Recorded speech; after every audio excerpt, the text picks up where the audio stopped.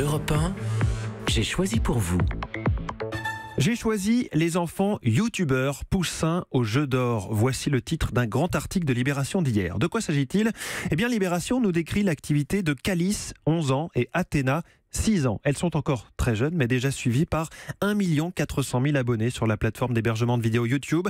Tous les jours ou presque, depuis 4 ans, les deux sœurs déballent de nouveaux jouets ou relèvent les défis en tout genre sur leur chaîne Bubble Tea. Elles ont tout de professionnels, emploient le même gimmick au début de chaque vidéo.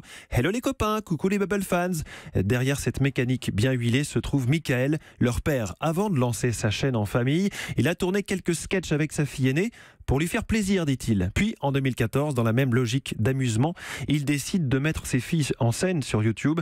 La mayonnaise prend, si bien que le père de famille abandonne son poste d'ingénieur pour se consacrer à son activité en ligne. Alors, c'est comme à la télé, il y a une course à l'audience. Selon les informations de Libé, la chaîne Bubble Tea engrangerait près de 1 500 € pour 800 000 vues quotidienne, 1 500 € par jour, soit un chiffre d'affaires annuel de 500 000 €, et ce, sans compter le soutien de géants du jouet et du dessin animé, qui lui offrent des produits à tester et des voyages à la rencontre d'acteurs ou de sportifs de haut niveau. A priori, le fait que cette activité dégage de l'argent n'a rien de répréhensible, ce sont les conditions de travail des mineurs devant la caméra qui inquiètent les associations de protection de l'enfance, un véritable vide juridique selon Thomas Romer, et les enfants tournent le mercredi et le week-end, ce qui conduit à des privations en matière de sociabilisation.